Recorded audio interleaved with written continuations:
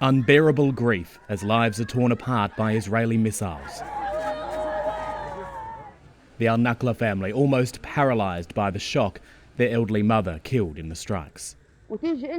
You kill her. What for? What is the reason for that? What happened to the negotiations with the Israelis? Hundreds are dead, many more injured, including young children. We ask for the avalanche of blood to stop. One Australian medic struggles to describe the horror. The smell of burnt flesh is still in my nose.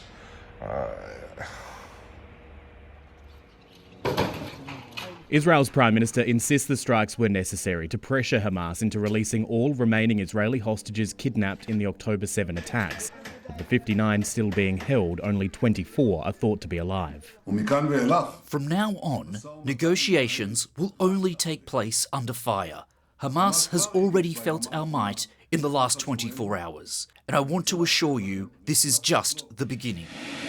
Hamas argues it's Israel which has been stalling, and it's Israel which has now shattered the ceasefire, killing at least half a dozen senior Hamas officials in the process. Benjamin Netanyahu calling on Gazans to get out of harm's way, blaming every civilian casualty on Hamas. What would you do if terrorists murdered and kidnapped your children?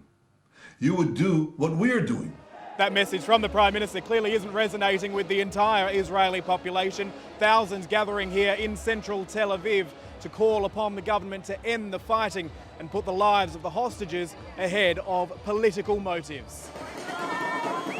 Anger towards the government igniting outside the IDF's headquarters. Yarden Bibas, whose wife and 2 young sons were killed in captivity, joining former hostages a block away. This war must end, and all hostages must be returned to their families.